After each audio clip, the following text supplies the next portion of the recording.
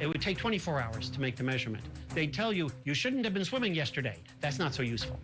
It's much more useful if you have a very fast measurement, and in the morning they go and measure and say, aha, don't go swimming today. So those are the kind of improvements in using microorganisms as an indicator of problems in the ocean.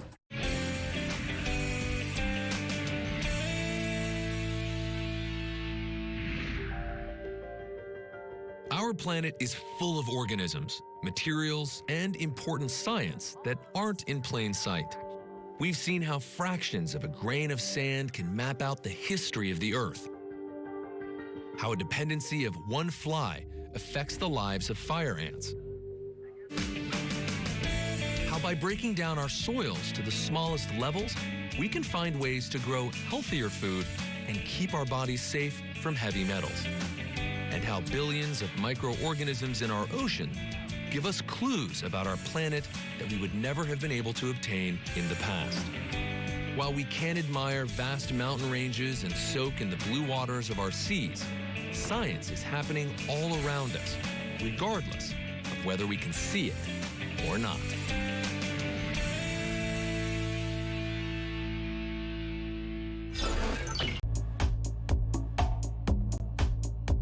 Dom Izzo. Really? Really, Dom? No. I like what Dom's doing. Okay. Dom Izzo. Jeez, come on, Dom. What do you think I am, a magician? Yeah, I'm fired up, Dom. What else could I say? Absolutely. It was great to get on the field, and then Dom came up to me, and I'm trying to walk away from me. I just wanted to enjoy myself out there. Hot mic. Great job. There's got to be some kind of intelligent question about something. Is a Hot mic. Hot mic. On the networks of WDAY. You know, if it's not about sports, I find it very hard to concentrate. Here's Dom Izzo. Dom Izzo.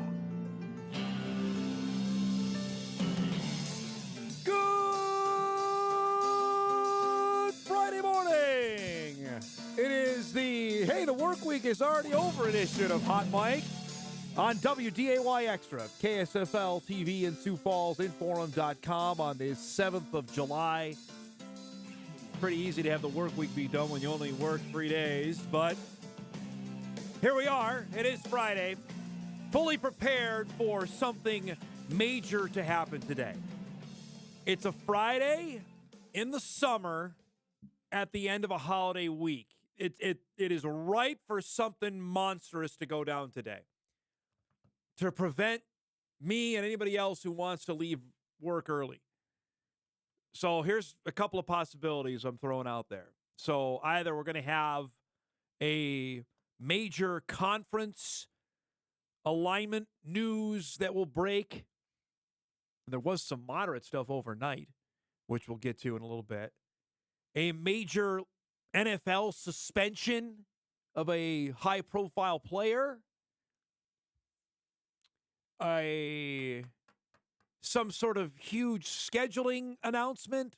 One of those three I anticipate happening between now and noon. So we're on the clock to see what the conditions are perfect for it. It's a sleepy Friday. You know what I mean? It's the Friday before the All-Star break. So we're getting into literally the deadest point. I know I'm making up a word. The deadest point of the sports calendar, which is next Monday through Thursday. Not even Christmas Eve or anything like that compares to what we have coming up. So the antenna is up that as we're on the air today, something wild is going to go down. I don't know what, but something crazy may happen. So we'll keep posted if anything goes down there. Welcome to our show, everybody, on a Friday. Excited to be here. Appreciate the comments we got on yesterday's show. I know we had some people tuned in yesterday. I know it always makes me smile. We have people watching each and every day. But yesterday we got some good feedback from our show. Obviously, we had former Bison head coach, current Kansas State head football coach Chris Kleiman on. That was good stuff. And if you missed it, our full podcast of that will be available later today at Inforum.com for your listening pleasure. We get ready for the weekend. Twins will wrap up the first half of the season tonight. And this weekend with the Orioles in town, Baltimore comes in after stomping the Yankees last night. Of course, the Orioles are going to want some payback after how last week went for them at home, with the Twins taking 2 of 3. Minnesota, of course, off yesterday after sweeping out the bottom feeder Royals. We'll get into that here in just a little bit. The Major League Baseball draft begins on Sunday. I know that is, for some, it's probably the least popular, least viewed, least talked about of the drafts. I think right next with hockey, depending on what your view and how you feel about hockey, that probably depends on what you think of that particular draft. The baseball draft is similar because we're not going to see any of these guys for a while. Much like hockey, outside of Connor Bedard, who was the number 1 pick in the NHL draft last week now, we're not going to see any of these guys for a couple of years. We've seen them play in college. There are others that are high school guys. You know, I'm looking through, ESPN put out today its top 70, and there are lists of high school guys here, which is fine. I mean, there's also scattered around some lot college players as well. We're going to dive into that coming up later on in the show as well, because there's going to be some names you're going to hear over the next few days. And the draft, as I mentioned, begins Sunday and goes through Tuesday, that we saw play here personally, namely from Oral Roberts' team, of course, that made it out of the College World Series. The Bison may have a couple guys that could get picked as well. But the Twins actually have the 5th overall pick. They moved up in the baseball lottery. Minnesota team moving up. ESPN has them taking a high school player, outfielder from North Carolina, Walker Jenkins, as that's who ESPN. It's either him or Max Clark. I've seen those two. The top 3 are guys that you saw play in Omaha if you were watching. Paul Skeens is the number 1 guy from LSU, who's just he looks like a surefire home run guy, pardon the pun. Dylan Cruz, his teammate at LSU, of course, the national champs, and then Wyatt Langford, the outfielder from Florida, who was a dynamite player. Those are the guys that are being debated about at the top of the draft. So we'll discuss that and get into that a little bit more at the end of the show, and, of course, early next week. We mentioned yesterday, we've talked about it all week, the U.S. Women's Open began yesterday, historic at Pebble Beach. First time ever playing there for the Women's Open. Amy Olsen, part of this, played early yesterday. We were following her around. She teed off at 9:20 yesterday morning. Shout out to our guy, Jeff Kolpack, who's out there. Was able to send us some video back of Amy on the course. Had a struggle to start with a bogey and a double. This was her only birdie of the day. A heck of a putt at the par 3 5th to get that to go. Nearly followed it up with another nice putt here at the 6th hole. Would tap that one in for par. Too often, as Kolpack wrote about, and you can see, Amy was in some spots that it was just hard to get up and down and make pars. Out of the first 11 holes, she was in the bunker 6 times. And she said to Jeff yesterday that obviously her iron game was not where it needed to be. Ended up shooting, as you see, a 79 in the opening round. That's for +7. She's tied for 124th after the opening round, and we'll show you the leaders here in just a second. Had just 1 birdie on the day. As you see her scorecard, nice, boys. That's fantastic. That's fantastic. I love that. You see bogey at 1, double at 3, bogeys at 7, 8, 9. Then it started the back 9 at 10, and a bogey at 13. She actually played really solidly coming home. Got it together there for the final 5 holes, but wasn't able to make any birdies coming in. And as you sit and look at where the leaders are, which are tied for 4th or -4 right now, is where the leaders are. It's the top 65 in ties make it into the weekend. Right now, that's +3. Amy's going to tee off not till later this afternoon. She will not go till 3 o'clock today. 3:05 actually Central Time is when she'll play. So she'll finish up in prime time tonight. I don't know if The cameras will find her. I hope so. They didn't yesterday. Potentially today, knowing full well the story that is surrounding her, that potentially you may see her on USA later today. But she's going to have to go under par, I would imagine, to make the weekend. It looks like the scoring is out there for birdies to make. I'm not sure where the cut will land, but I think a couple under par is going to have to be shot today if she's going to want to stick around to play the weekend. And again, that would be a huge story in itself. We mentioned that off the top, that if she had it made the weekend, it would be a huge story. Now, let's show you from the other golfers yesterday, including the leaders. And some of the most well-known women's golfers were bad yesterday. That is not to say that there wasn't some birdies out there, but the course was tough. Nelly Korda is the number 2 ranked player in the world. This is at the 7th hole. Bunker.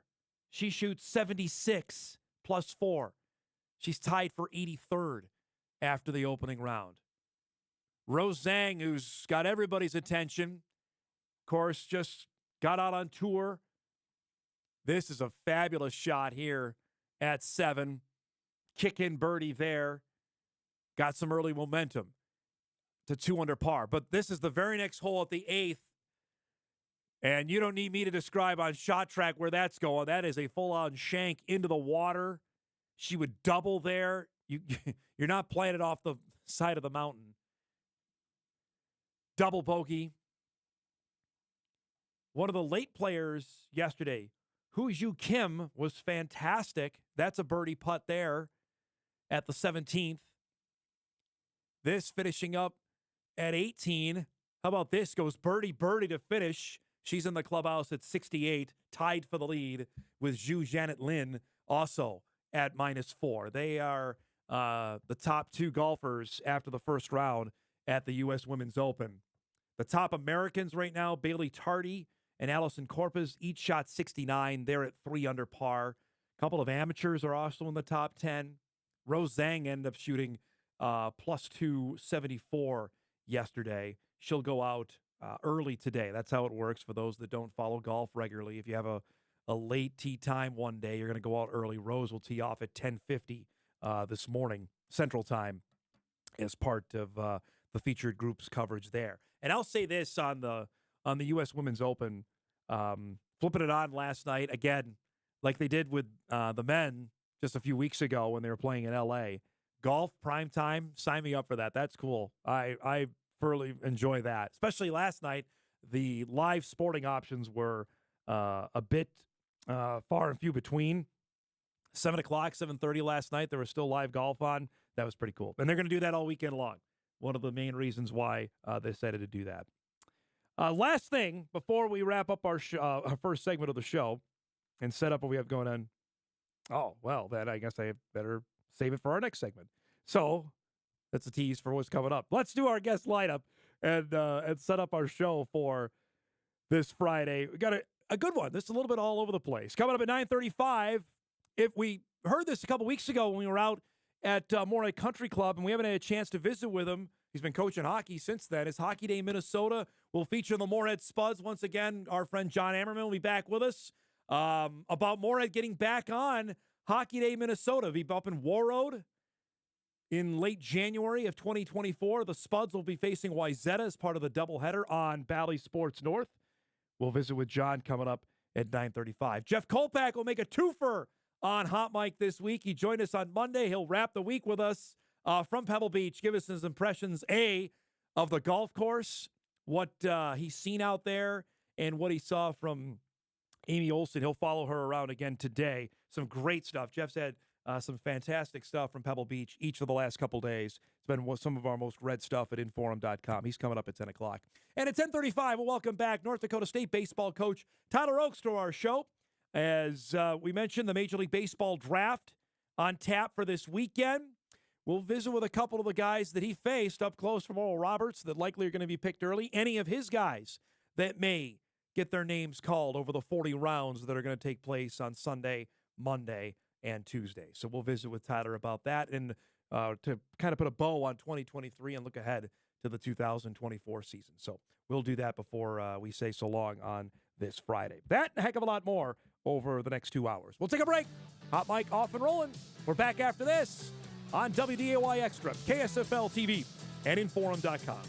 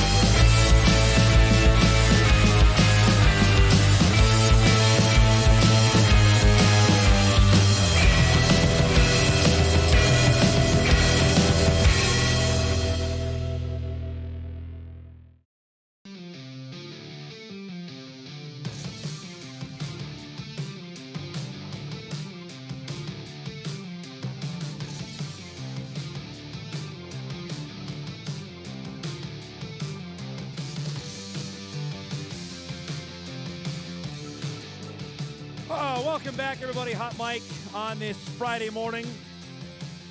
WDAY Extra, KSFL TV, Inforum.com. Jon Ammerman will join us from Moorhead Hockey coming up here in just a few minutes. Now, I teased this, so we better deliver. You saw Mr. Met coming back. For those that listen on the podcast, we had the shot of the Mr. Met bobblehead, and I have routinely stayed away from talking about my favorite baseball team. Twitter broke the day that it was Bobby Bonilla Day.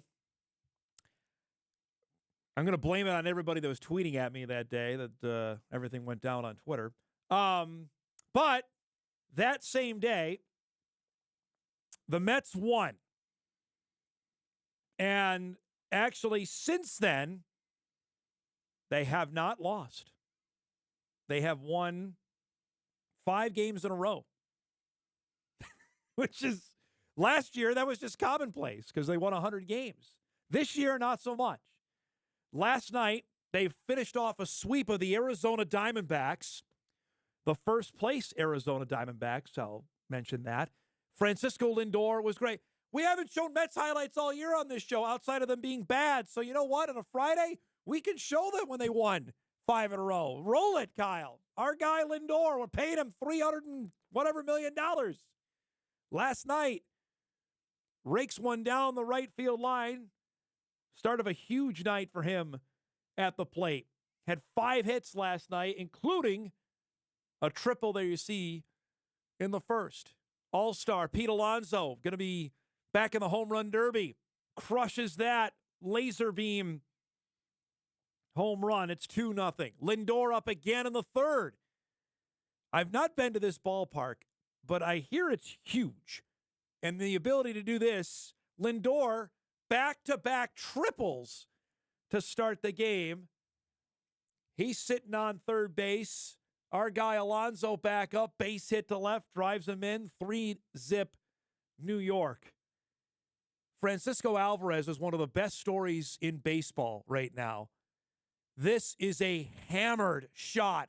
Third straight game of a home run for the rookie catcher, who, by the way, has no qualms about showing how happy he is.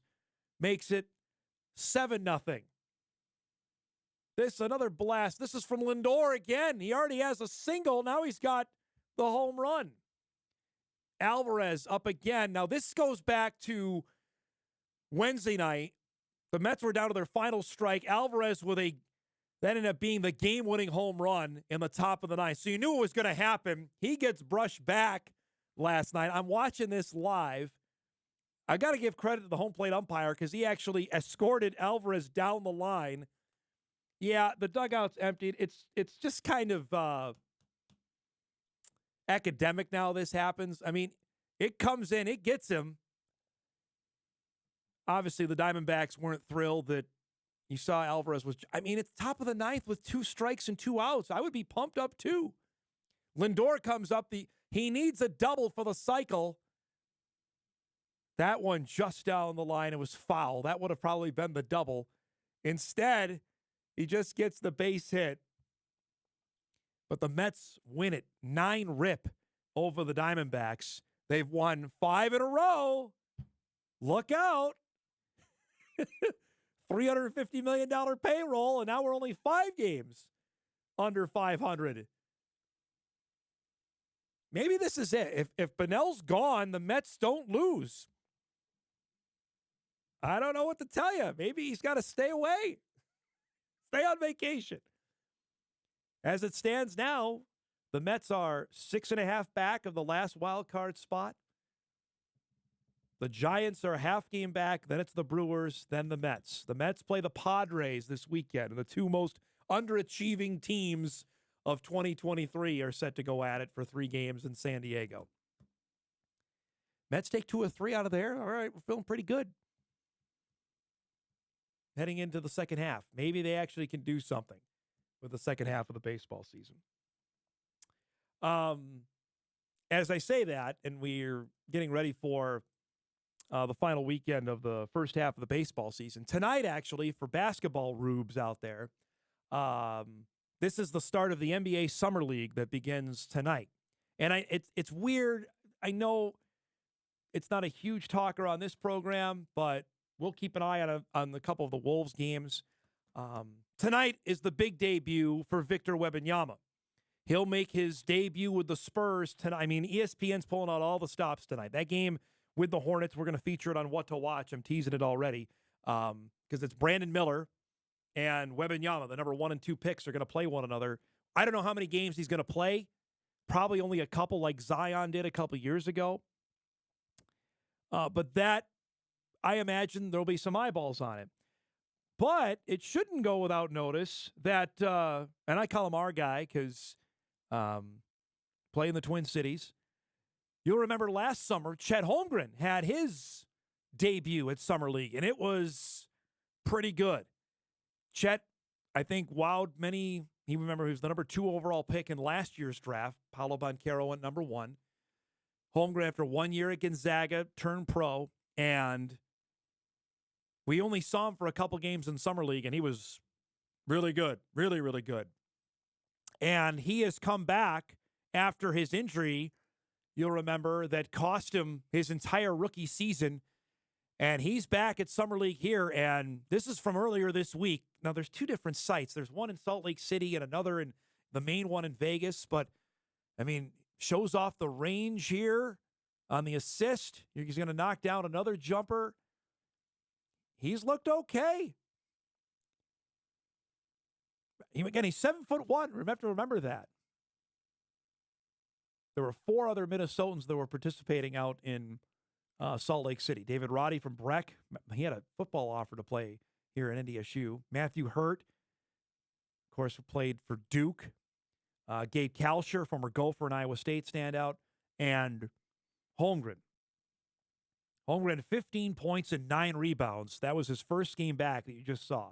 Had 10 points and 11 rebounds in his second game against Memphis. And we're going to see him play, I would imagine, a couple more games with the Thunder. And that was the scary part. I think we talked about that when the Wolves beat the Thunder in the final play-in game to get into the playoffs. OKC was there without Chet. They were still really good. Shai Gilgeous-Alexander, Josh Giddey, add this guy into the mix. Boy,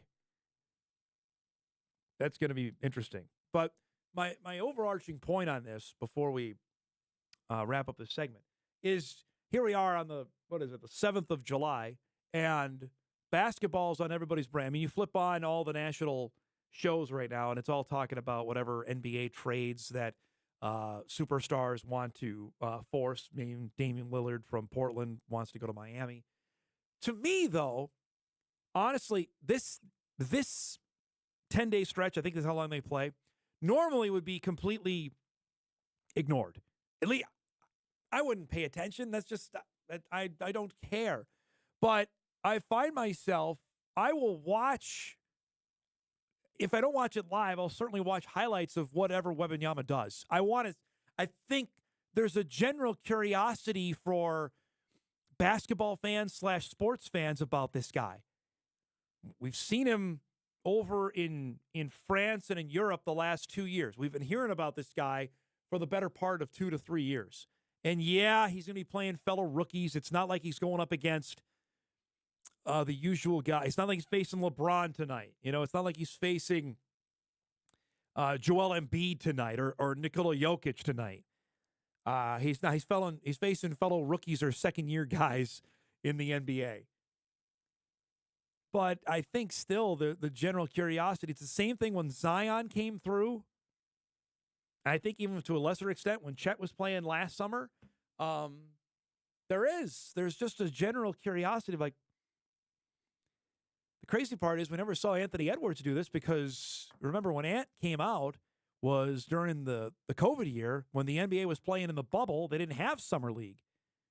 So the last time we saw Anthony Edwards was in college at Georgia in March, and the next time we saw him on a basketball floor was 7 months later with the Wolves in the regular season. I think that's why we're still amazed by what he can do 3 years later. We never got that tease of it at Summer League.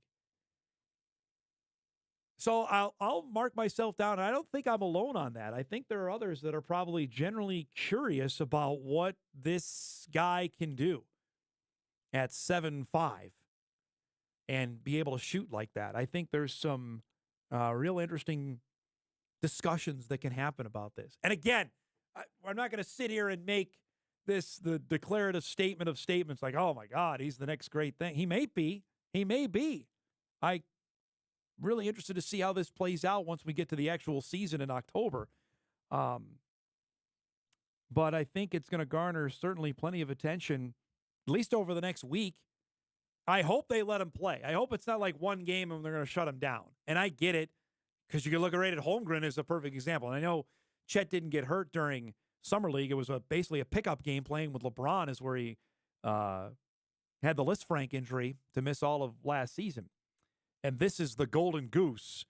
So there's the tug of war on this that, well, we want him to play, but we certainly can't get him hurt because we need him for I mean, you saw the reaction in San Antonio the night of the draft. The night of the lottery when the Spurs won it because they knew what was coming their way.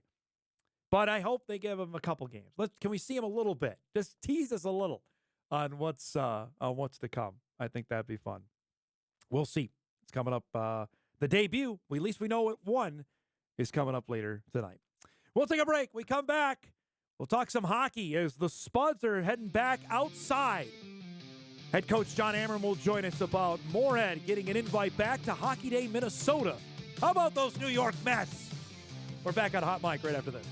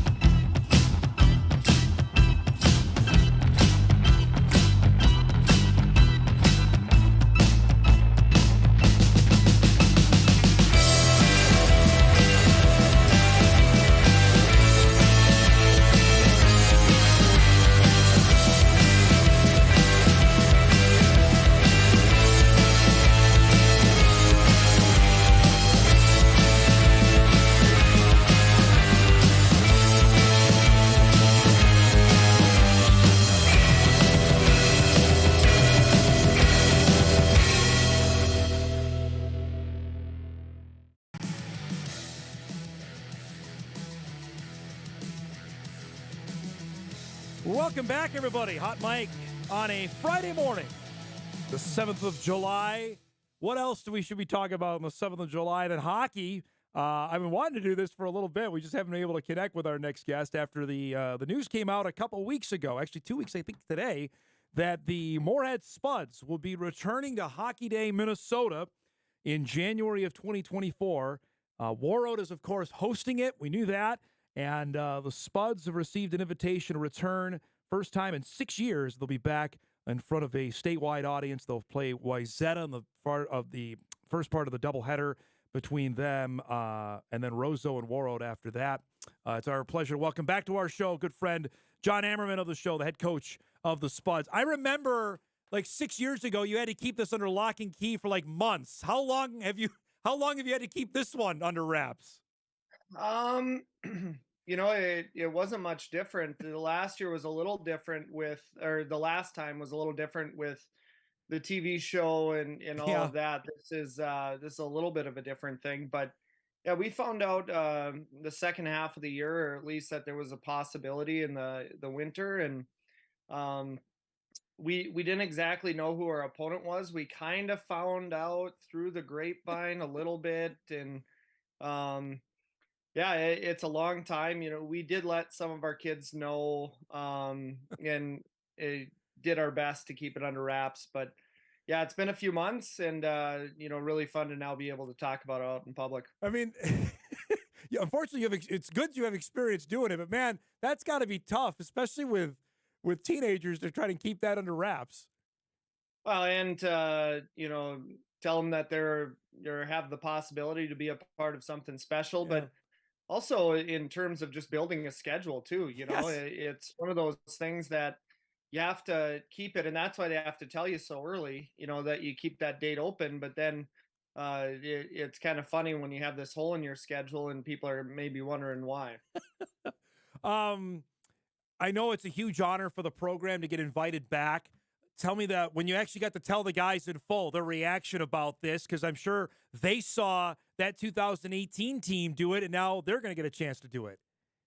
Yeah, and it's one of those things that's grown into an annual event in the state. Obviously, it's been going on for quite some time now, and it's grown into something that I would imagine that the Minnesota Wild and the different partners would have hoped to, but it's something that people not only in Minnesota look forward to, but throughout the country, with the ability to have it televised. And like you mentioned, our kids, were at an age where they were probably 10 years old or so the last time around, and they grew up around that dream state team, and the year before going to the state championship. So for them to be a part of it now, they're awfully excited, and we are too as a staff. You have obviously a lot of roots in that part of the world.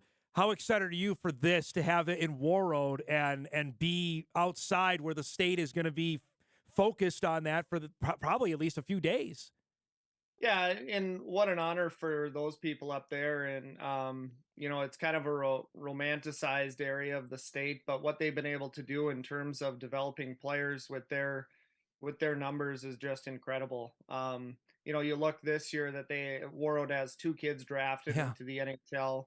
Now they get to host, and I know that my immediate family is excited for the simple fact that we have a place to stay, or they have a place to stay, just with the hotel room situation and stuff. So, yeah, we're looking forward to it. Obviously, it's a little different with me and having my family so close, so being able to come and watch. But we're really excited just to be included for sure. Where is everybody going to stay? Like, how are we talking, like Thief River? Where are they going to have everybody stay? That was the first question, when they started to put this together. But obviously, the different organizational committees have to put together a plan. They ensured that there were going to be enough hotel rooms, not only for the different teams participating, but also, the Wild and the television crews and all that also have to be housed. But the way that they made it sound, it's not only going to be Warroad and Roseau, but also Baudette and all the different fishing lodges and stuff around that area. So might have to drive a bit, but I would imagine that they got it handled for sure. Okay, so last year the temperature on January the 27th outside at that time was 19 with a feel of -9. What's the attire for yourself then that day on the bench? Well, it'll obviously have to be dialed in a few days before with forecasts, but we really lucked out the last time we played. Yeah. We were expecting the worst, and it ended up being about 35 degrees, and it was beautiful. I know that the year that Andover and Minnetonka played in Bemidji, it was -20 or so, and that's a whole different animal. So Roseau and Warroad, Minnesota usually aren't the warmest in late January, but hopefully we get a little luck and it's something that we're able to at least bear. Hey, you're not a hat guy on the bench, but would your NHL brethren do that? You got to have like an old style a hat for if it gets that cold. Can you do that? Yeah, I mean, we'll have to. I hope it's not to a point where we have to wear a face mask or anything like that. But yeah, hat and gloves are a must, and some really good socks and boots for sure. All right, so I remember, correct me if I'm wrong, that you brought out the new jerseys for Hockey Day. Is something in the works for that for this coming year? Yeah, that's kind of something that also has become a part of it, right? And the kids are obviously excited about playing, but I think they're more excited about helping look at jerseys and the possibility of that. So yes, there is something in the works. We know that we're going to be the home team, so that obviously kind of narrows it a little bit, but we're trying to do our best to not only do something different, but also kind of a classic look, looking at some older jerseys that the Spuds have worn. So I like that. It'll be a little bit of a mix, I hope, and we've narrowed it down to a few. But now that the summer's getting a little shorter, we're going to have to dial it in. Well, you mentioned that because I'm looking, you have your schedule out, and it's no shortage, John, as you well know from your playing days at Moorhead. You're playing everybody. Describe that of being aggressive and how much that has benefited you when you've got to February and into March. I think that especially early, our schedule is very challenging.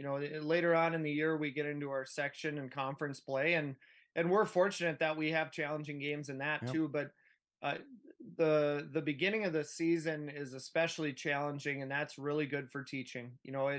It teaches kids that at the high school level and as the higher you go, the details of the game are even more important. You can't just rely on skill. So we're able to hammer home some of those details early.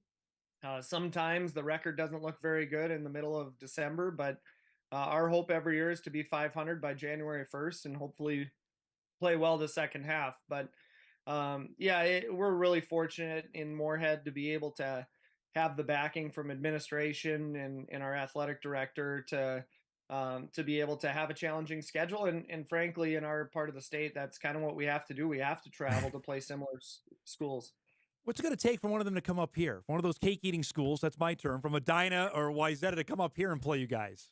I mean, come on. Yeah, well, we've got a pretty good, like Andover, we exchange every other year. Minnetonka, Wayzata we had for a while. Now we just go down there. But I guess this year they're going up to Warroad to play us, so that's maybe a little bit of an exception. But we've had a few. It just, between going down for different holiday tournaments, our schedule is going to be unbalanced, and for right now, that's okay. And we still have support from those that pay the bills, and hopefully that continues for sure. A couple more minutes here with Jon Ammerman, Moorhead boys hockey coach. I know as we're closing in here of the start of the new recruiting cycle, Spuds have a couple of guys that likely are going to get some attention. Describe that, and how much do you help with those guys from your own time of going through the recruiting process? I'm sure maybe some don't even know that you played, but what you experienced, and for these guys that are about to go through it here over the next couple of weeks when the period opens. Yeah, it's obviously very exciting, and just like in any high school sport, it's a new group of families for the most part every single time. So just reteaching now, the recruiting process is different from when I went through it. The NCAA did a good job of pushing things back and delaying that process so people don't feel that pressure. But I think the biggest change is just the social media aspect. that idea that everybody is getting these offers and committing so early when really the numbers don't bear that out to be. But we're very lucky. Moorhead Youth Hockey has developed some incredible players, and because of that, these players get attention right out of the chute when they're able. Um, you know, as much as we can, we talk them through the process. I think that's kind of the biggest thing is just encouraging kids to have conversations about what they're looking for and what their goals are. A lot of times it's sometimes that elephant in the room that kids don't know how to approach it or how to even discuss it. So just having some of those conversations and, helping their parents through it, but also just being somebody to listen to.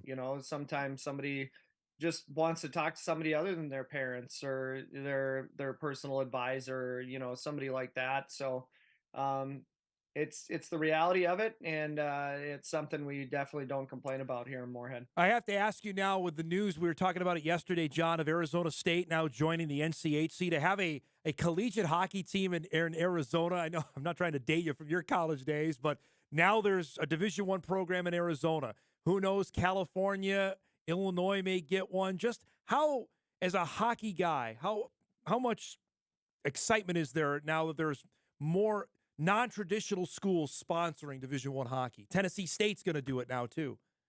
Yeah, well, a little bit of a ripple effect, and it's a long time coming when the NHL started to expand south. If you look at where players are coming from, it isn't the traditional markets of Minnesota, Massachusetts, and Michigan. And I think people, especially from Minnesota, still have that idea that, if you're really good in Minnesota, you're a really good hockey player. And that still is the case to some extent, but the Hughes brothers played in Florida for a little bit, and now they're some of the best in the NHL. And Austin Matthews is from Arizona. So some of the best players in the NHL are from the southern half of the United States. And that's great. And in the addition of these different universities is just more opportunity for kids, right? And more opportunity for people to see the game and to be a part of it. And hopefully that continues to grow. I got to ask you a question here. The big story that came out of Orono a couple weeks ago with their girls hockey coach that basically stepping aside. You've done this now for a while, 10 years now in Moorhead. I'm interested for how difficult it is a wire to walk with parents these days. Some that are, say, my kid's not playing enough. How you handle that, and what's the kind of conversation you have with the parents before even the season gets going? Can you give us a little insight on that? Yeah, hockey, and I can't speak to other sports because I haven't coached at the high school level, but hockey is something that people have invested a lot of time and energy into, and I would imagine that's the same at other sports too. And financially, a lot of people are very invested too. It's a part of their lives, and they're very passionate about that, and obviously want the best for their kids. The thing that we try and do is get out in front of it, and obviously that's not always a perfect recipe. Having conversations early about what our goals are as a team and as a program, and really they're not centered around winning, to be honest. And I know that's the cliche answer that coaches give, but talking about being a good person, being a good student, trying to do things the right way, and then be rewarded for that. Um, I won't say that Moorhead's perfect, but I will say that I've been very fortunate. The parents have been, at least to my face and to administration, very supportive. I don't know if that's the case 100% of the time, but people have been really good. We've been able to have conversation. I think we've continued to listen and to grow. But the biggest thing that we always have is when we do meet, the kid's always there. And I think that maybe tempers emotions a little bit because ultimately it's about the kid, and there is a channel to go through. This idea that having individual or personal conversation, sometimes it gets muddied just because of that gray area in communication. So having a third party there, whether it's an assistant coach or an athletic director, and then always having the kid, But you'd be lying if you said it wasn't. It was easy. Yeah. And that's the nature of what it is. But I think it's okay to have that understanding that people are passionate about it and to do your best. And ultimately, coaches put in a lot of time, but so too do the kids and the families. And knowing that everybody's just trying to have the best interest of the kids. Well, that's what I was going to follow up on before I let you go. I didn't mean to interrupt you there, but just how difficult it is to be a high school coach these days. I mean, I'm sure it weighs on you, right? Yeah, and but at the end of the day, if you have administrative support and you feel you're doing things the right way, it's very rewarding too, and that's why people do it. That's why I still continue to do it, and hopefully I get a chance to do it for a little bit longer. I appreciate you having that conversation with me. Thanks so much for doing this, bud. Have a great rest of your summer. I know you've been in the hockey rink nonstop, so I hope you get some time away from that. We'll talk again soon, okay?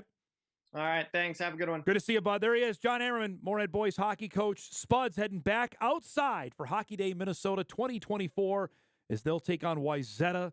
That's part of a huge weekend of hockey, and I know we're excited about that. But let's enjoy a little bit more of the summer before we get to that part. But cool that they're going to be back on statewide TV there, region-wide TV on Bally Sports coming up at the end of January. We'll take a break. Some breaking news out of the Big Ten we'll share.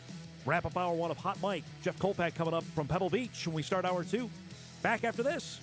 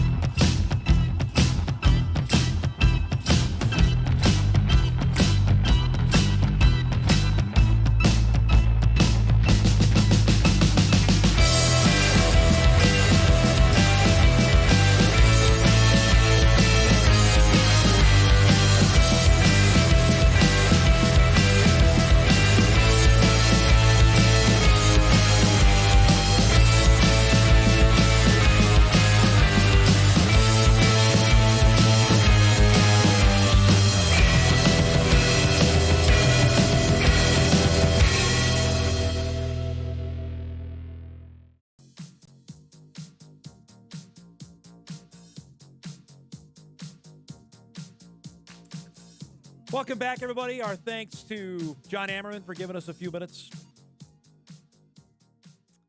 talking about as well. And I hope we'll have some time, and we should sometime this month, to delve into that with high school coaching and what it is like right now. I know we've dipped our toes in that several times throughout the tenure of this show, including here in the area where some fine coaches have been forced out.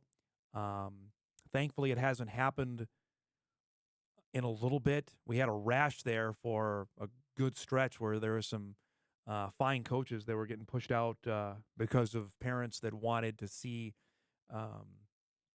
frankly, their kids play more. It's a plague that's going on right now in youth sports. There's no doubt about it. Story that just came in, we teased this out of college football. I mentioned something may happen. This isn't to the level I thought of of a news dump, but it's pretty important. Northwestern football coach Pat Fitzgerald is going to be suspended 2 weeks, according to ESPN, implementing several measures to curb hazing within its football program. Fitzgerald, as the Wildcats head coach since 2006, will begin the unpaid suspension today. Northwestern is not set to start preseason practices until early August, which is norm. Fitzgerald said in a statement that he was very disappointed to learn of the hazing allegations. We hold our student athletes in our program to the highest standards. We will continue to work to exceed those standards moving forward. The University Commission investigation launched in January found that one claim from an anonymous whistleblower was supported, even though player accounts varied, and there was not sufficient evidence that coaches knew about the conduct. According to an executive summary, the hazing incidents occurred in the team locker room and possibly started at Camp Kenosha, where Northwestern had spent about a week of the preseason until 2020. The investigation did not uncover evidence pointing to specific misconduct by an individual football player or coach. Participation in or knowledge of the hazing activities was widespread across football players, according to the summary. So, not good. Those are words that are red letter words in any sort of sporting endeavor, and pretty much they cannot be tolerated. And not in this day and age. There's no time for that to happen. So Pat Fitzgerald will be suspended for the first 2 weeks of fall camp, or for now he'll be eligible to come back for fall camp. So I this to me from Northwestern is like a slap on the wrist. If you want him to, because we're outside of pretty much the heavy recruiting window, especially at that level. That's already happened. For FBS coaches, Power 5 coaches, most notably, this is their time off.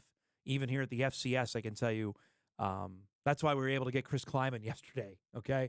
This is the time of year where they're able actually to take a break. It's over this week and probably the next two, and then after that, it's over. June isn't an option anymore because those are camps and recruiting. So if they really wanted to send a message, they suspend him for the first 2 weeks of fall camp if they really wanted to do something there. Of course, that's where former Bison defensive coordinator David Braun is now at Northwestern. So may fall on him to be running things, at least for the next couple of weeks, with Fitzgerald suspended. We'll break. We come back. We'll head back to Pebble Beach. Our guy Jeff Kolpack has been out there for the majority of the week. We'll get his thoughts on what he saw from Amy Olsen in round one and look ahead to today's second round. Hot Mike returns on WDAY Extra and Inforum.com right after this.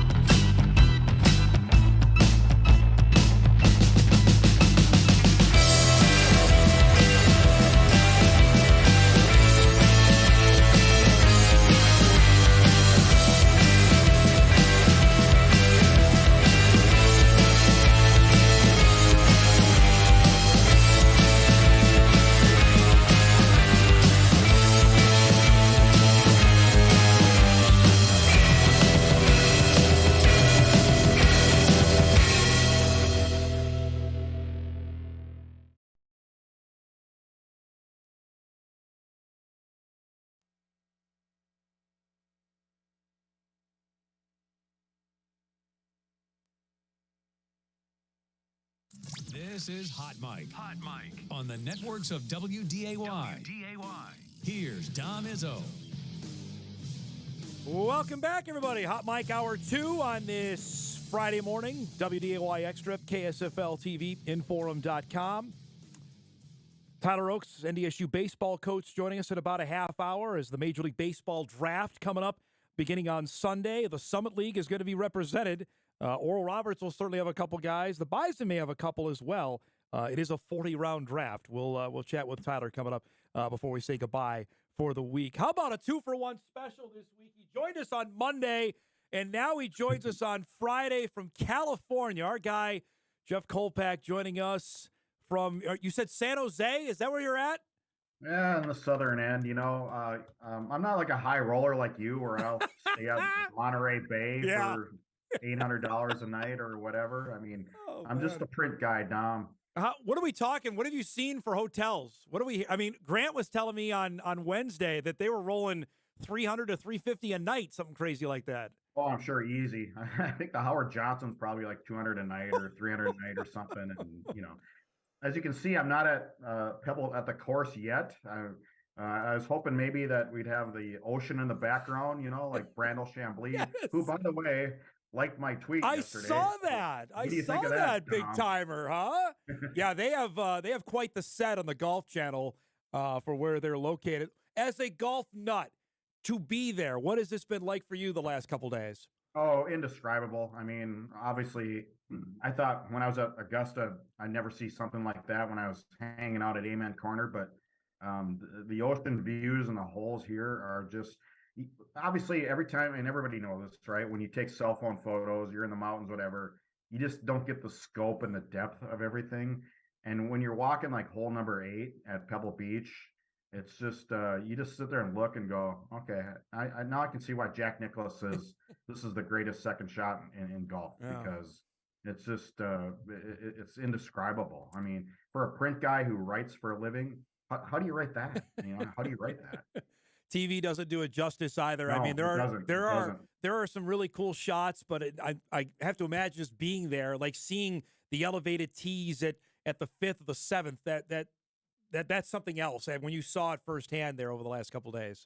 Yeah, and I got up this morning and I'm like, I'm really sore. I thought I was in decent shape. The hill, I don't have those Fitbit things, but I would be curious the elevation walked yesterday. I mean, you're zigzagging around because the players go from point A to B, but when you're outside the ropes, you're just going all over the place. I mean, I must have walked a half marathon yesterday. What is and I know because of television they were on late. Did you stay late or did you leave after Amy's round was done yesterday? I hung around for a while. I mean, I was up at 5 a.m. yesterday and on the road because she had the early tee time. Right. But it's there's not a whole lot of fans there. I mean, it's not a fan-friendly course. That's one thing that struck me.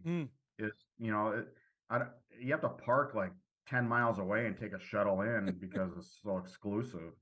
And I don't, Dom. Of course. Yes, I'm sure you got a valet to get you right up to the first tee. Let's chat about what you saw up close from Amy yesterday. I know you wrote about it. You can read it at Inforum.com, and you sent us a little bit of video as well. How would you describe how she played yesterday?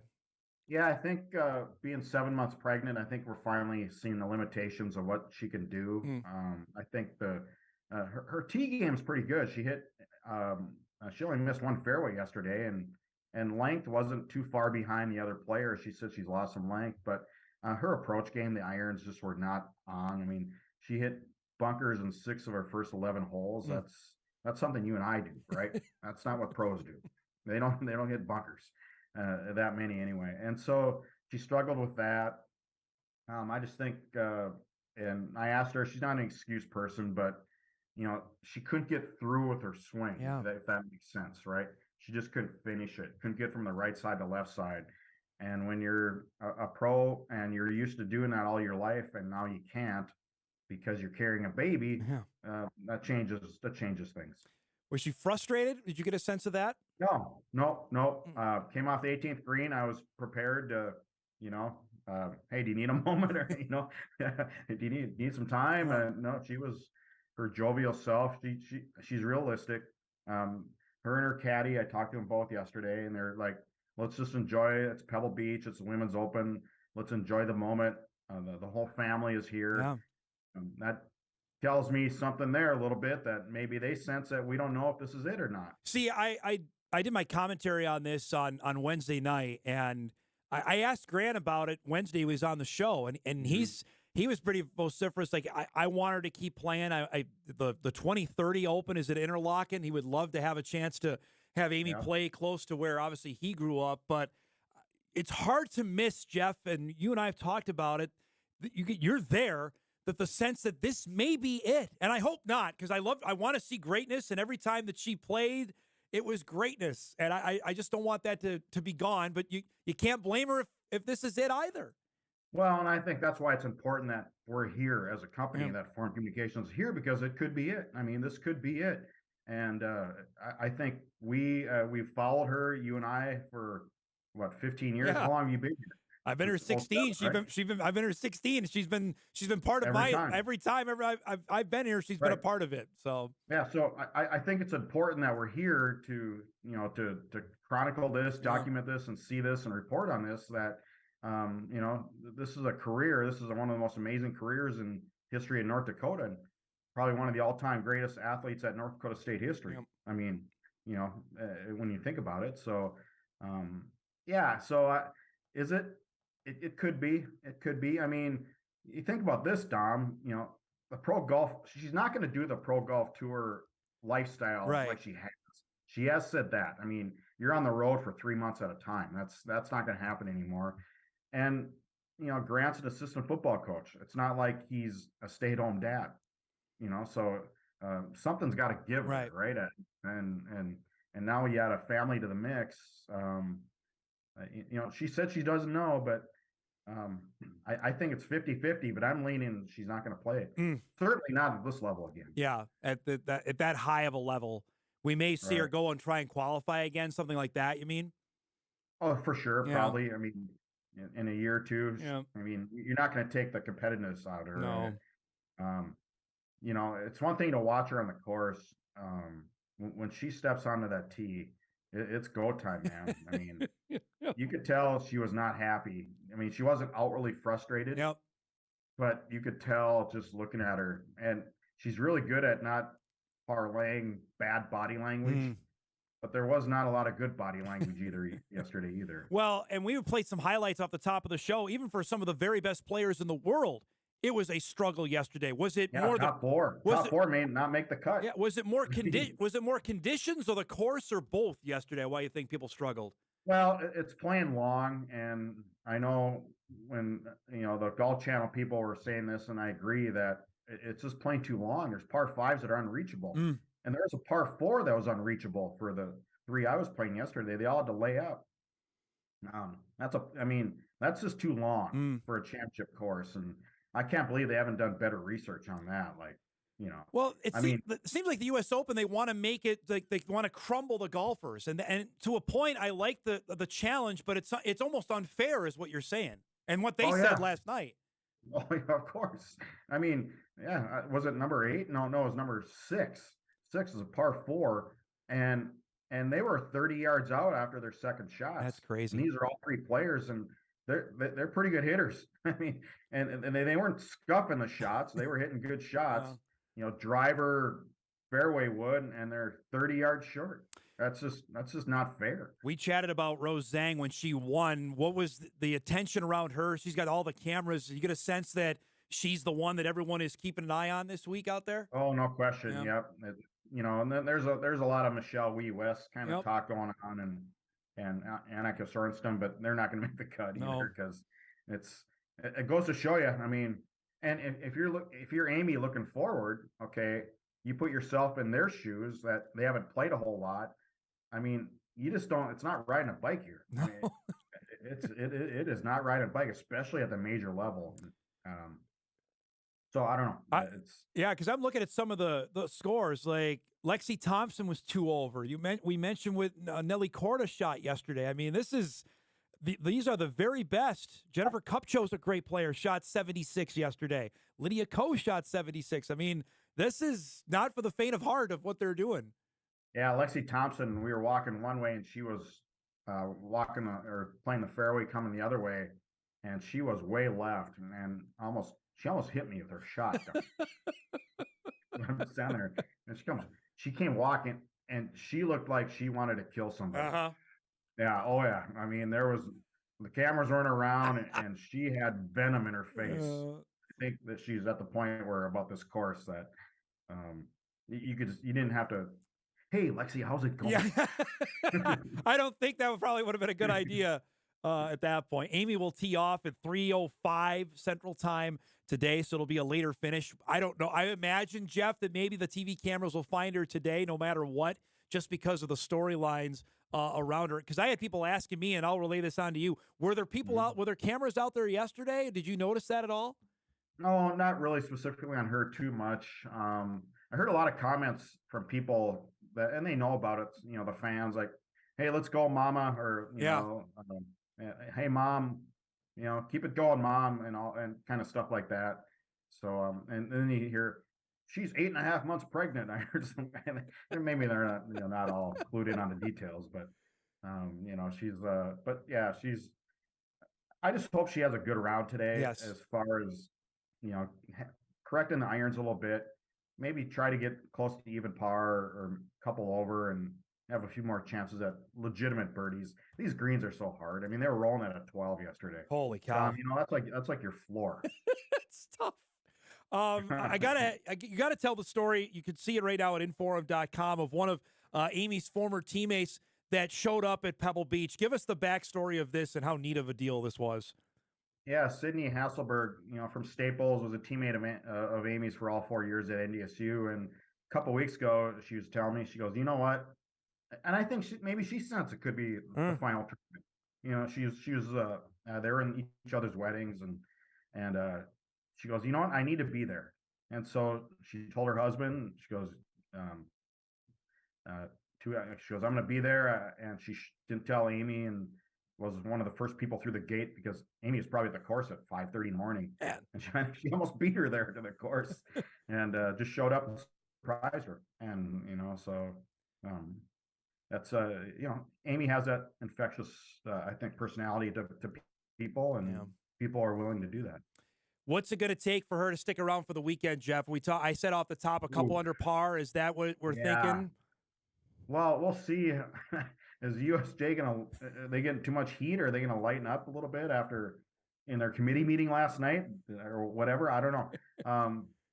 I think for her sake, the course needs to remain tough, and she needs to get hot and correct her iron game. You're not 110 out on in these holes anymore. I mean, they're playing mid to high irons or low irons into the holes here. Sometimes fairway or rescue clubs, and so, but she needs to get hot with that second shot. I mean, it's as simple as that.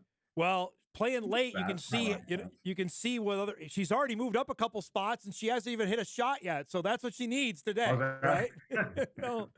Because I'm looking here, there's already a couple players that are made some bogeys, and she's already moved up a couple spots. So here's the thing. I mean, there's a lot of amateurs and first-time players in this field, and mentally, this course gets to you. I mean, it's a mental hopscotch out there. Yeah. So after a while, when you're used to playing, these easier tracks that are flat and not a lot of trouble, after a while, if you're not mentally strong, it's going to be a beat down.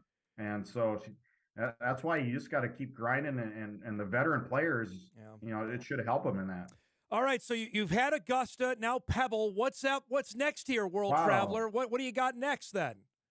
Well, I guess I need to go to St. Andrews. I would say St. Andrews, right? The old course is all that's left there, buddy boy. You got to get that one. Yeah. Man. Well, I've done stories on several people that have been there, and every time I do that, I just go, oh, God, I got to do it. Well, Hoagie may get you back there. We can see if we can get the Forum plane to get you over there. What do you think? Well, he needs to get us into the Masters credentials. Those snobs. Yeah, they've had no hesitation to say no twice over to us. So it wasn't. It was. I think it was a loud no. It was like door. No, it was a door slamming no. That's exactly right. Great stuff out there, bud. It's been fantastic to read. Enjoy today and safe travels home, okay? All right, thanks, Dom. There he goes. Jeff Kolpack joining us from Pebble Beach. His coverage has been great. You can check it out right now at Inforum.com. He'll have much more as the day unfolds. We mentioned Amy will be teeing off today at 3:05. Currently, she's already moved up a couple spots, now tied for 121st. Bailey Tardy has joined the group at 4 under par. She's already 1 under through her first 5 holes. TV coverage begins at 3 o'clock today on Peacock and then 5 o'clock on USA for the remainder of the second round. We'll take a break. We come back. There's a play that happened in the CFL last night that only CFL fans will appreciate. Football fans, you'll wonder what the heck happened. We'll show you that. Hot Mike continues on a fun Friday. We're back after this.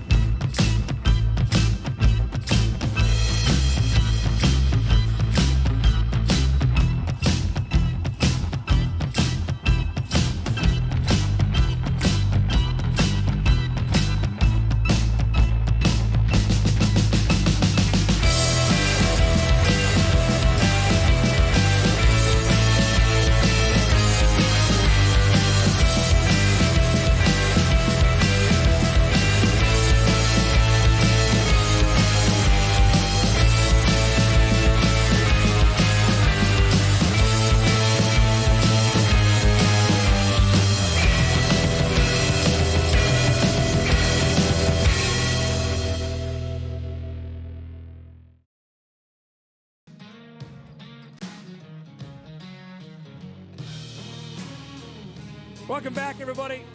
Our thanks to Jeff Kolpack for joining us from California. Great stuff out there. Awesome that our company is out there, and we'll see what happens today. Hopefully, Amy has a good round and can somehow make it into the weekend. That would be a great story with 2 more rounds to be played out at Pebble Beach.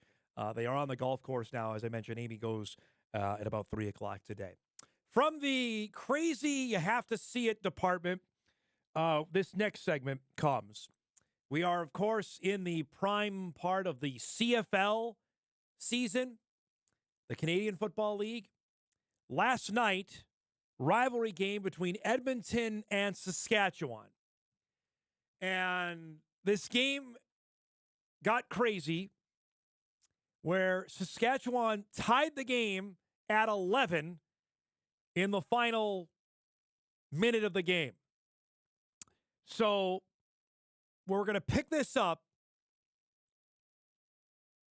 This is the part that's crazy here. Saskatchewan is kicking off after they scored, right?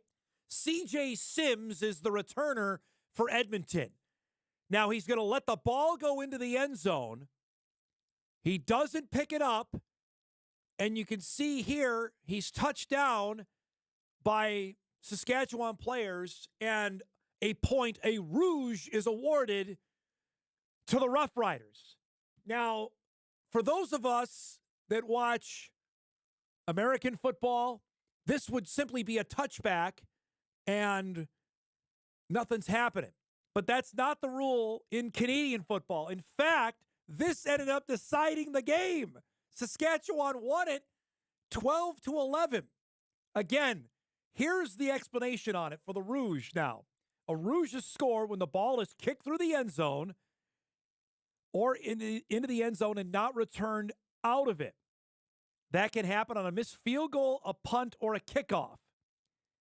Now, this previously, points were not awarded on this until this season to match kickoffs with punt and missed field goal rouges are now given to him. So I don't know if CJ didn't know the rules here. He could have obviously ran the ball out.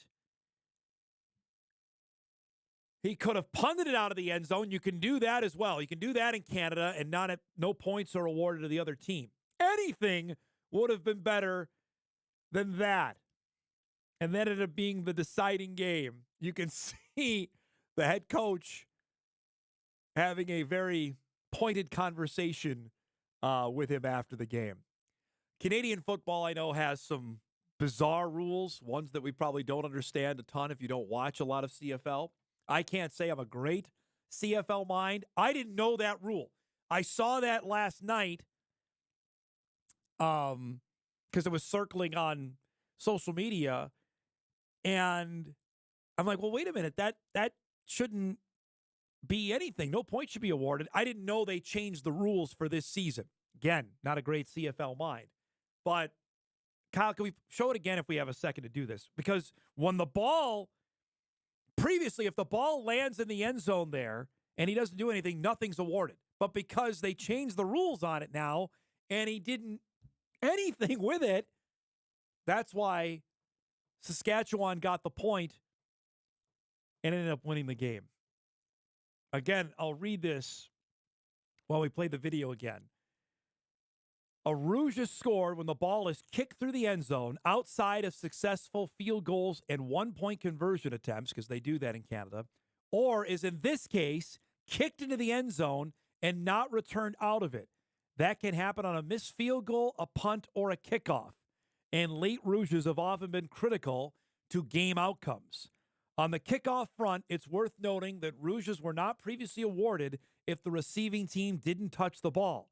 But that rule was changed ahead of this season to match kickoffs with punt and missed field goal rouges. So while Sims did eventually touch the ball here, this still would have been given a rouge even if he had not, unlike in previous CFL seasons. But Sims had lots of options to avoid conceding the rouge, including running back more quickly to get the ball and running it out or punting it out of the end zone. Punting it out doesn't always work. And anything would have been better than the meat concession of the go-ahead and eventually decisive point. That's from the Comeback website. So, again, Just pick it up and run with it, man. Anything. Instead, he got tackled in the end zone, and Saskatchewan gets the point. In the league standings now, we'll see what's ended up being the decider here of a team making the postseason or not. In the Western Division, Edmonton is yet to win. They're 0-5. That was they had a chance. Saskatchewan is now 3-1 in the CFL, tied with Winnipeg and BC, the BC Lions, on top. Those games now are all on CBS Sports Network. I'm a little disappointed on that. ESPN used to have to deal with it. They do not anymore, just because no one watches CBS Sports Network. Outside of hockey, they have college hockey on, I know, in this part of the world. But for the other 40 weeks of the year, maybe there's an occasional college football game you might watch on there. I know the Mountain West plays games on there, so maybe I shouldn't trash it too much because that's the league I want the Bison headed to, of any of the leagues. But they're invisible now, so I didn't see this live. I had to wait till it made the social media rounds last night, and it was quite the finish of the game. And speaking of that, look here, our friends at FB Schedules are putting out the games coming out for this season. Bunch of them on CBS Sports Network. NFL Network's getting a couple as well. James Madison and Troy will be televised on the NFL Network. Houston and Rice will be televised on the NFL Network as well. So there you have it. CFL craziness from last night between Edmonton and Saskatchewan. You only get that here on Hot Mic. We will take a break. We come back. The Major League Baseball draft is on tap for this weekend. There'll be some familiar names they'll be called. We'll visit with Bison head coach Tyler Oakes about the Summit contingent and about his own guys that potentially could get a phone call. Hot Mic returns on WDAY Extra, KSFL, and Inforum.com right after this.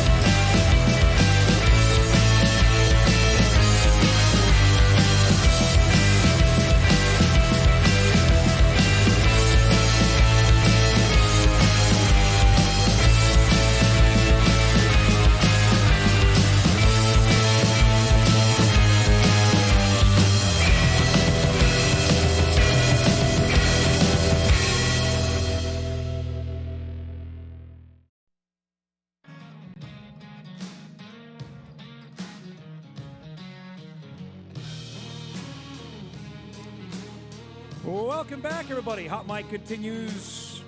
Friday morning edition. Final half hour of the week. People getting out of here. Parking lots empty. That's the case everywhere. As we get to the final half hour of our show. As we mentioned, it is the final week of the baseball first half of the regular season for Major League Baseball. The Twins will wrap up tonight with the Orioles, and then it's into the All-Star break. And traditionally, that's when everything pretty much stops. But baseball, a couple years ago, decided to move the baseball draft back to around the All-Star break. The first round is Sunday, then the second day is Monday, and then they'll wrap it up on Tuesday. It's our pleasure to welcome back to our show North Dakota State baseball head coach Tyler Oakes joins us on the road as he's off keeping an eye on some future players as it's crazy Legion season. It's great to hear from you, man. What do you make of this? So I know the draft used to be right around the College World Series. Now it's backed up. Are you a fan of the timing of this, or not so much now? There's a lot of give and take for me because it used to be where kind of around the time of super regionals, yeah, and so guys were getting picked, and then you have guys playing in the College World Series that would, their futures are kind of on the line or waiting to sign with teams, and so I think it made it difficult from that angle. Now the flip side is having it later, and then the transfer portal, makes for an interesting time, especially if you have juniors that are going to get picked or underclassmen there that could get chosen, how to fill your roster and prepare for those type of losses too, with it being so late, and then school starting a month later too. So I don't know if there's a great timing for it. I know part of the reason why they did it too was with the All-Star break and giving a little bit more attention, and then also them cutting down on some minor league teams and getting rid of some of the lower affiliates and not have as many opportunities in Pro Bowl too. So now there's not much of a summer season for guys that get drafted or signed. They're really just bringing them to their spring training complex and working them out a little bit and getting their feet wet more than anything, unless they're maybe one of the top picks and ready to go. But I think there's some good and bad with it all, depending on kind of what angle or what position you're in too. I got to ask here, we haven't had a chance to talk since the season ended. To see a conference rival make it to Omaha, I think you knew how good they were. Maybe I didn't until I saw them up close. But give me your thoughts of what Oral Roberts did and for the rest of the Summit League. I know not that whole team is going to be back, but what does that do for baseball in the Summit League of what just happened? Yeah, it was great to see them, make that run. And I kind of been people were asking me if they're for real all year, and with the schedule that we played. I thought we played some top teams, and they were right there at the top for me. Just with they can do it all: pitching, defense. They hit for power. They can steal bases. So it was cool to see them make the run, and it wasn't probably surprising to anyone within kind of our league, but also showed people that I think the Summit League has good baseball, and it continues to get better and better. And them making the College World Series only pushes not only themselves but the rest of the people in the league too to kind of continue to rise up to their level of play, and knowing that those opportunities could be in front of you too by getting some guys and making a run at things is always something cool too, instead of seeing all the blue bloods and the traditional powerhouse teams in there. I think it got people on board, and I tried to watch some of their games, and it was cool to, we were the only team to beat them in the conference season. So at that point, they hadn't lost in like 25, 30 games or something. And so we got mentioned a couple of times on, ESPN and those things too. So it's always the exposure was always good, and they certainly were deserving of being in that spot, and definitely made it happen that way. I know you and I were trading texts in the Super Regional when they beat the Ducks. To me, that was, I think, the crowning achievement. Yeah, I know they won a game in Omaha, but the way they had to rally, Tyler, after how they lost the first game, and then they came out and basically they should have won that in 2 games, I know, of how crushing that first one was. But the way they went to Eugene and won, that was awfully impressive to me. Yeah, extremely impressive. And, I thought it was a great matchup for them too. Just the way they play, and Same thing. They've been on a mission. You could tell when we played them, when we had to move our series to Iowa Western, that it was just a team on a mission and had an extremely veteran team, both on the mound and lineup wise, and so they had the perfect mesh of everything involved, and their culture was really good. And Coach Fulmer did an outstanding job of keeping those guys together and making sure that they stayed focused and achieved everything in front of them too. My last thing on the World Series, the TV ratings for it, Tyler, were huge. Watching the 3-game set, and I know it was an all SEC battle with Florida and LSU, but it hasn't been higher. Tell me about the attention on your sport. It's on TV all the time now. I watched a ton of it. I know it was for Oral Roberts, but I watched a ton of the tournament. Describe the exposure of your sport right now, because it's as high as it's ever been.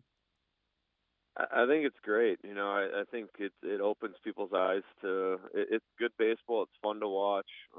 You have guys playing their hearts out each and every time they step on the field, and it means something. And so I think it's great to have more exposure, not only on ESPN, but even just the ESPN Plus now. Yeah.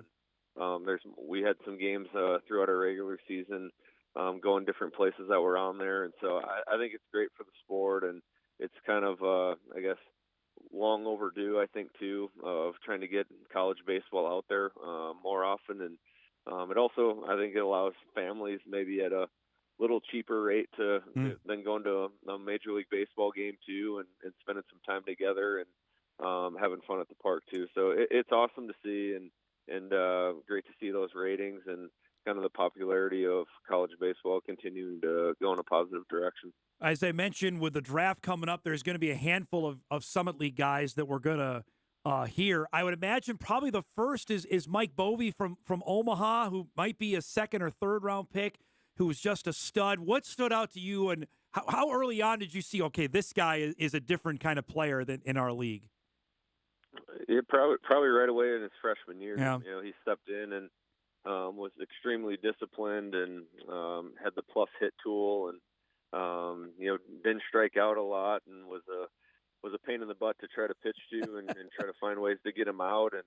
And so, obviously he's had a nice career at Omaha, and scouts have called me too and asking about him and what I think of him.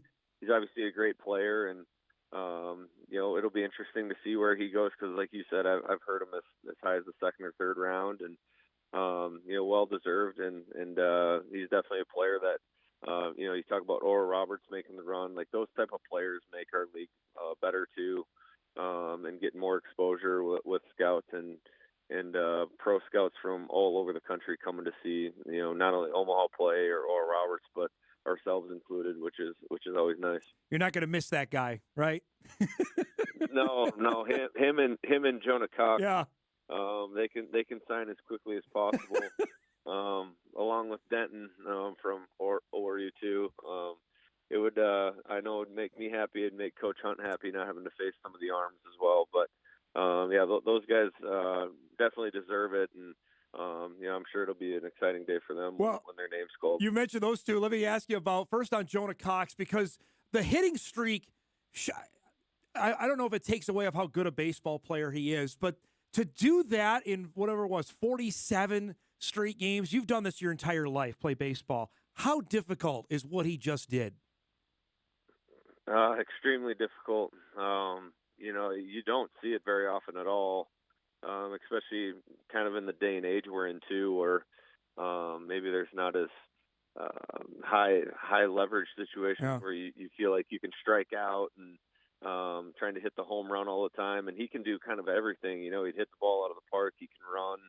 I think in Oregon he extended it because he hit a chopper over the third baseman's head. So, he did it in different ways, which is pretty special to watch and follow along with. And you're like, oh, this has got to be the day that it's over. And then he'd come up with a hit or a drag bunt or something to keep it alive too. And just kind of shows the type of player he is, and the skill set that he possesses was definitely special to kind of see. And we knew right away, we didn't know much about, or we knew stuff going into the series against them. Yeah. But when we left there, we're like, God, that guy's the best player in our conference, and it's probably not even close. So. then they had the best pitcher as well. And Cade Denton's going to get, you mentioned him, he's going to get picked sometime early as well. As a fellow pitcher, what's so impressive about Denton when you see him on the mound? What makes him so good?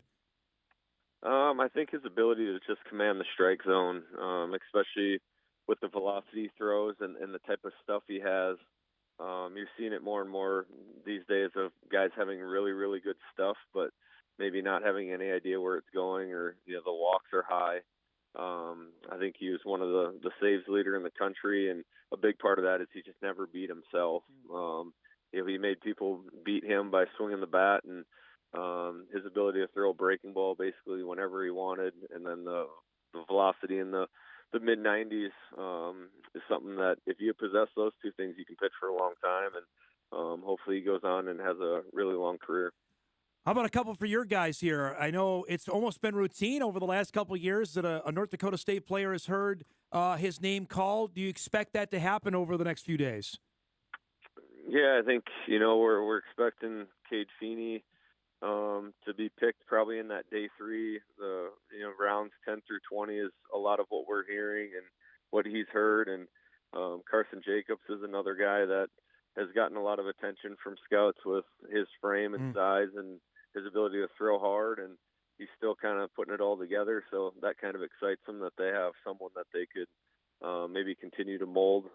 So those two guys being juniors are opportunities hopefully ahead of them that they can take advantage of. And you just never know with the MLB draft. If anyone figures that out, let me know. There's been players that, like Bennett Hosteller, who I thought was going to get drafted a lot higher than he did, or a guy like Parker Harm that I felt should have gotten drafted but signed after the draft. And so you just never know until draft day. But those two guys have put themselves in a good spot, especially Cade, with what he's done for our program and stepped in right away as a freshman, has been huge. And, for us as a coaching staff, it just puts more limelight on us in a good way too. It's a good problem to have, to lose guys to the draft as a junior, for example.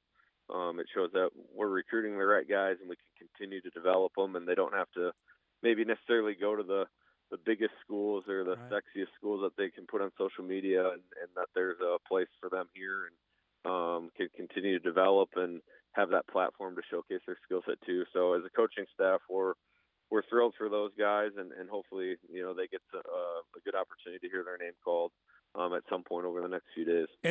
For roster management, before I let you go, are you anticipating not having those guys in 2024? I'm anticipating not. Yeah. I'd love to have them back. I wouldn't turn.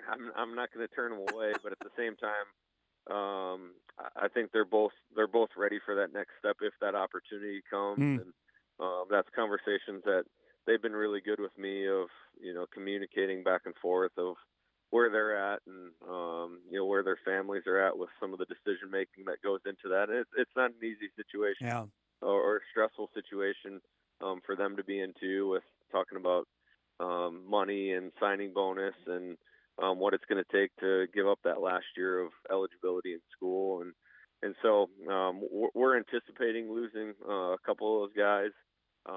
But like I said, we're not going to move on until those things are kind of finalized within the draft too, and make sure that they're covered one way or the other. So in my opinion, they're both in a win-win situation.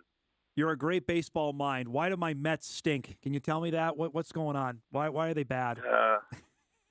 Pitching, I don't know. That always starts with the pitching, right? On the mound.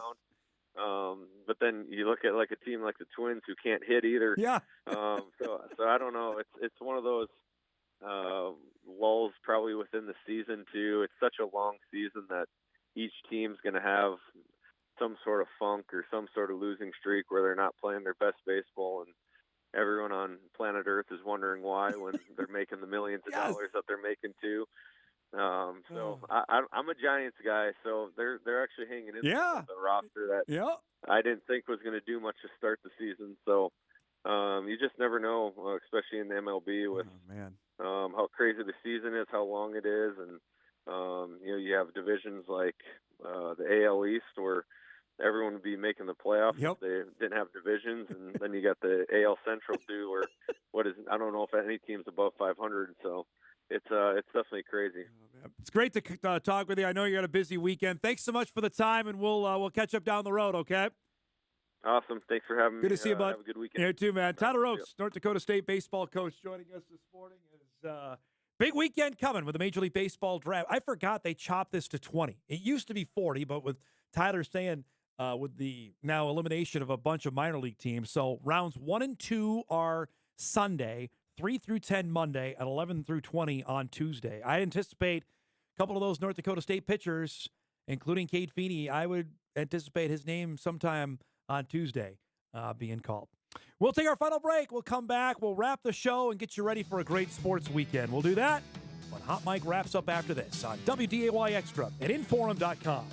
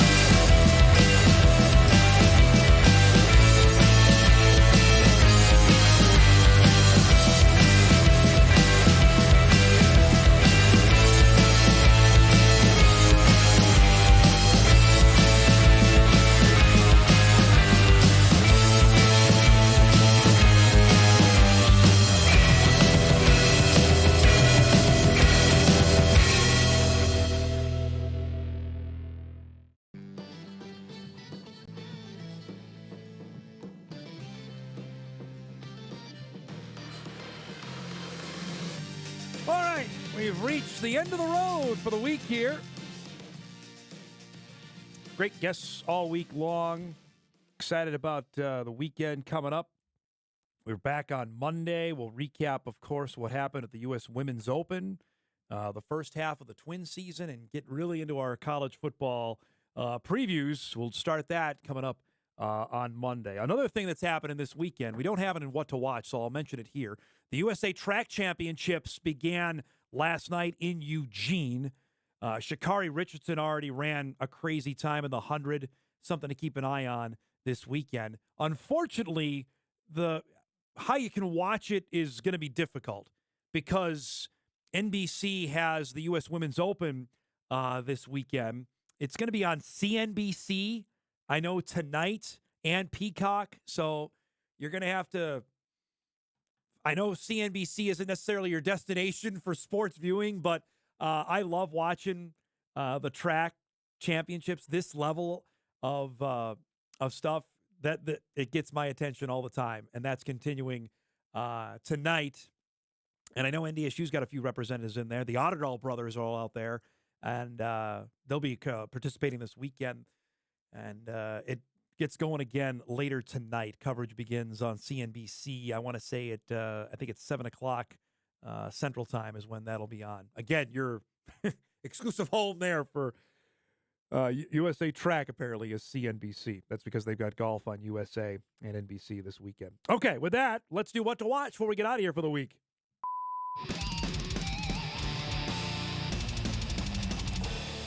All right, as I mentioned, the first half of the baseball regular season wraps up this weekend. And why wouldn't the Twins have another game on Apple TV+? They do tonight.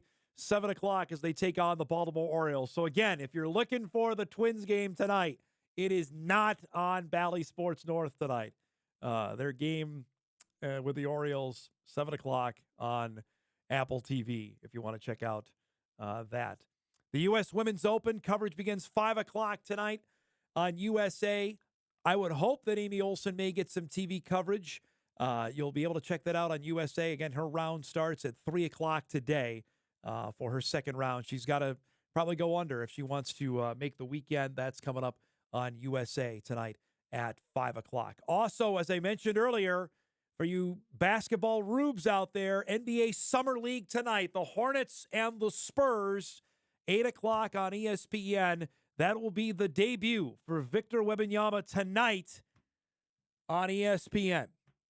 I am infinitely curious. I know there are many. And again, like I said off the top, it's not like he's playing Jokic tonight, but it's his first time against NBA professionals.